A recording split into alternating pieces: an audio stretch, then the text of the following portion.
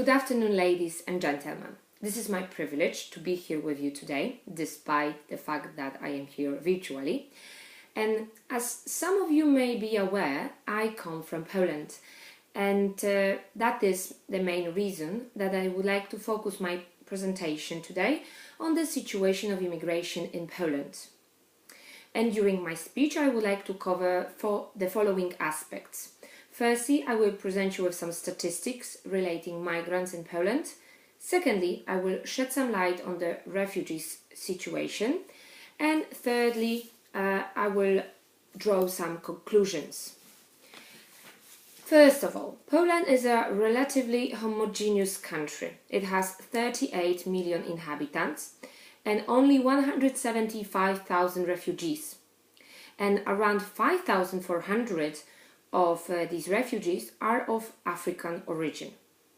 For every 1,000 inhabitants, 6% are migrants, which puts Poland at 17th place among the 28 EU member states.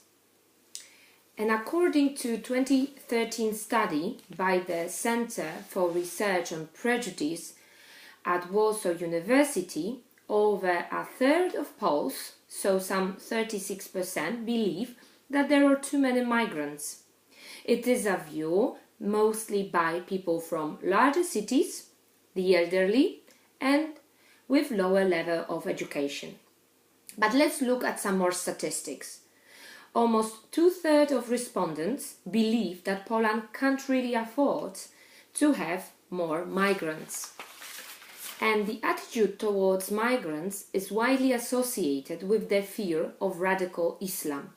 60% people believe that newcomers pose a terrorist threat to the society. These are some statistics, and as you can see, Poland has been quite adamant to accepting more migrants.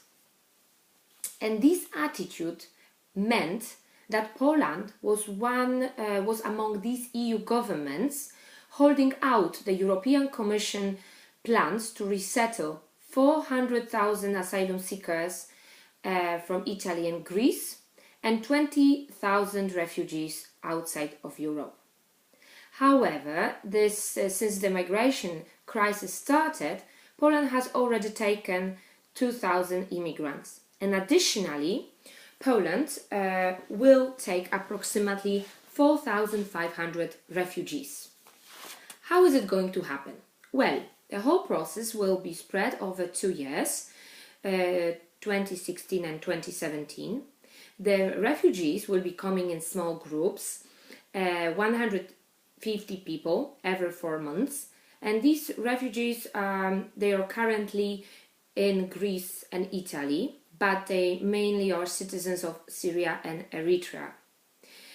They will need to go through special integration program, and Poland will only accept refugees. They will not accept economic immigrants. The Polish government agreed to these solutions based on some conditions, and some of the conditions are: firstly, the possibility of refusing to take on refugees in some special circumstances. Secondly, the fact that the EU external borders will be strengthened. And thirdly, verification of refugees. So, for instance, if the situation in Ukraine deteriorates, Poland will be able to refuse taking on someone who they have doubts about. However, Poland is not the only country that is adamant to accepting immigrants and refugees. According to Eurostat, out of 2,732 applications Poland received last year, 73% were rejected. Other EU countries such as Hungary, Croatia, Luxembourg, Greece, France, Portugal and Latvia have actually a higher rejection rate. I am aware that I am running out of time, so I would like to leave you with some food for thought. Polish immigration policy will face a major challenge. But what is very important is that these refugees are perceived and accepted by local communities.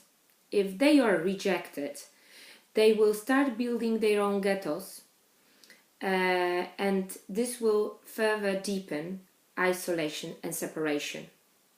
It is important that refugees will develop a strong will of learning the language, which, as we know, it's not the easiest to learn, will develop a sense of belonging and also respect for the culture. Thank you for your attention.